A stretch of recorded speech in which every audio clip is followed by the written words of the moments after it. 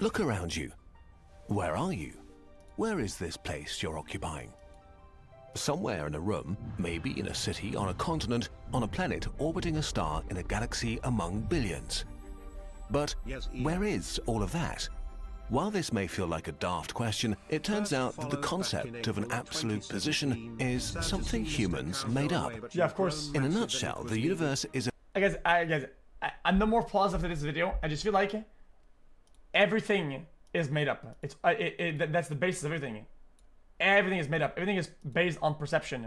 And concept of time, location, value, self-worth, everything is made up. a big bag of space that has things in it. If someone removed all these things, the stars and planets and black holes and dust, there would just be empty space left. In empty space, the concept of having a position loses all meaning. Empty space is uniform, the same everywhere. The space we occupy is not like a stage under our feet. We can't mark specific points or staple something to space-time as an anchor. Without things, there is no position. We are really ever only at a position in relation to something else. Which also means that things we take for granted, like up and down, are actually relative too. Okay, let's fill the universe up with things again and try to find out where you are right now, relative to everything else. I'm right here.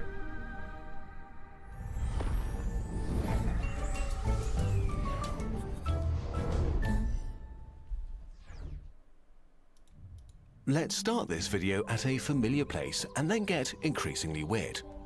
From your perspective, the world is seemingly flat and you can move in 3 dimensions. Oh no. It's what physicists call a frame of reference, the perspective you have of the universe and how you see things moving around you, where your up and down is.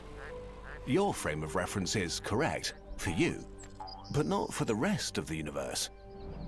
Around 5 kilometers from you, where the horizon begins, the ground noticeably curves away from you.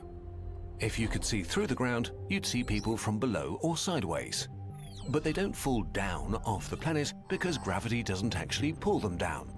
That sounds kind of Down fake. is an illusion of your reference frame. To Earth's reference frame, gravity just pulls in. But for humans there is an up and down because within our frame of reference that just makes sense.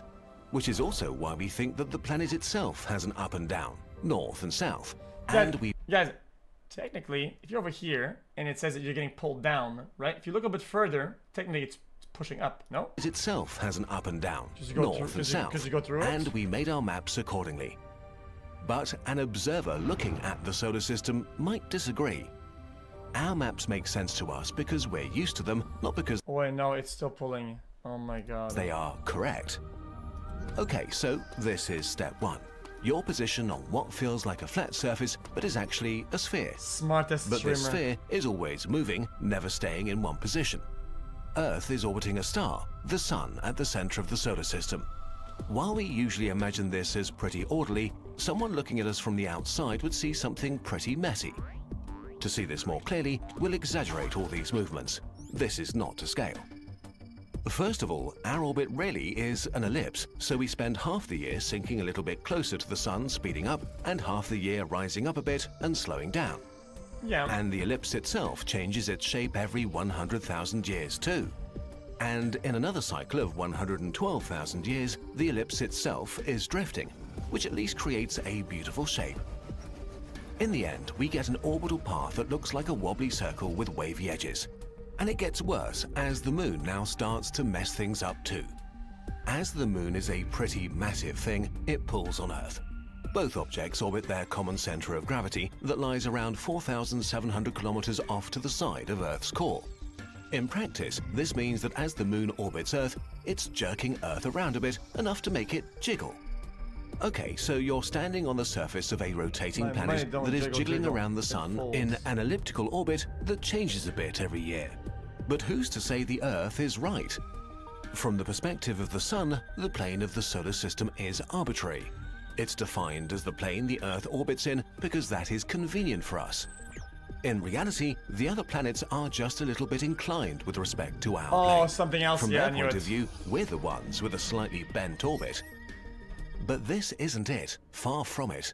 The solar system as a whole is orbiting the center of the Milky Way galaxy. If we look at the Milky Way, we can clearly make out a galactic plane in which the solar system orbits the center every 230 million years. But of course, it's not that simple. First of all, the plane of the solar system is not aligned with the plane of the galaxy. Nothing really is. Just like the planets in the solar system orbit the sun on their own planes, so do all the stars orbiting the galactic center.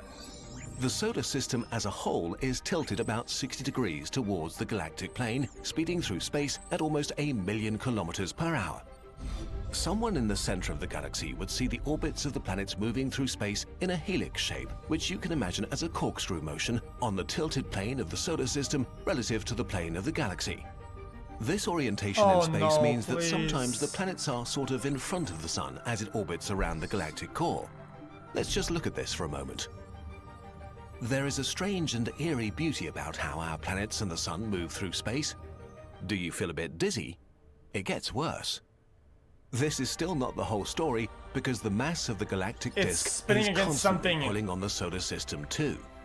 Like a drunk dolphin, we're diving down and shooting up hundreds of light years through the galactic plane 10 times every orbit along arcs thousands of light years long.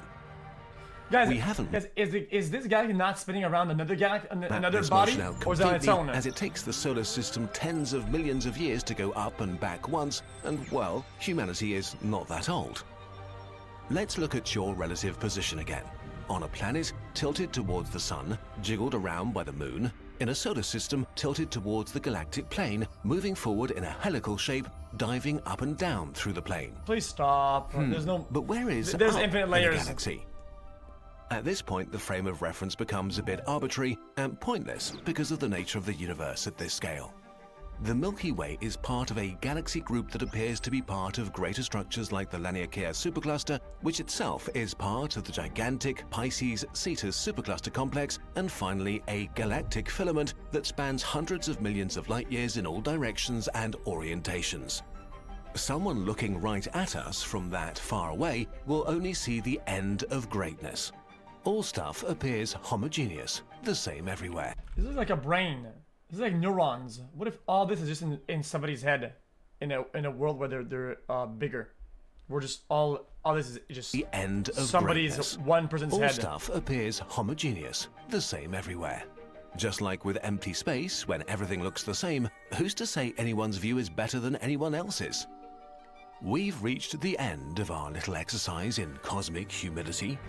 Let's make the journey backwards again, from the indescribably large to the really large to our galactic home, to our galaxy, to the solar system diving up and down through the Milky Way, to the jiggle of existence, and finally, back to you right now, watching this video.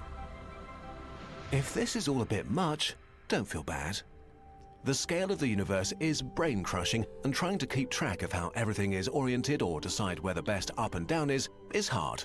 But it doesn't really matter, because it doesn't change where you are. You're already in the best spot you possibly could be, right here, right now. For all you care, nothing can stop you from being right at the center of your own little universe. Yeah. Perspective really is everything. That's true for the universe we all inhabit, but even more so within your personal universe. The way your life will unfold also depends on what you consider possible. Take us at Kurzgesagt. Our passion is to spark curiosity for science and make videos for free. But this is not a great business model, so we began to create our own lines of science posters, calendars and fun Kurzgesagt merch, pieces of Kurzgesagt that you can take home and touch. And we're doing this with Shopify, who were also so kind as to sponsor this video, which delighted us because we've been using their platform for years now. Shopify is an e-commerce platform that allows you to start and grow your business. And by starting a business, we really do make it from scratch. Bought a container full of juice. I'm wearing it in an alternate universe.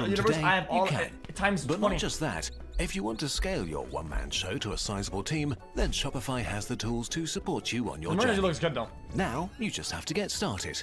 Go to shopify.com/Kurzgesagt to get a free 14-day trial. If you think that this idea doesn't apply to you and your ideas are too small, we want to encourage you to think again. The first video on this channel was a university project, and Kurzgesagt itself was a creative outlet. Eventually, we grew into a business and the team that is making videos for you today. And all of that just because That's we really good. wanted I'll to link the try video in out chat. So something if new. you want to watch it, you can watch it. This is Okay. exactly the sort of thing that Shopify is determined to support, and you can build your own thing with it. Pac-Man. Go like it. Go give it a juicer. Next time I make a video, go watch it. Okay, cool. Pac-Man.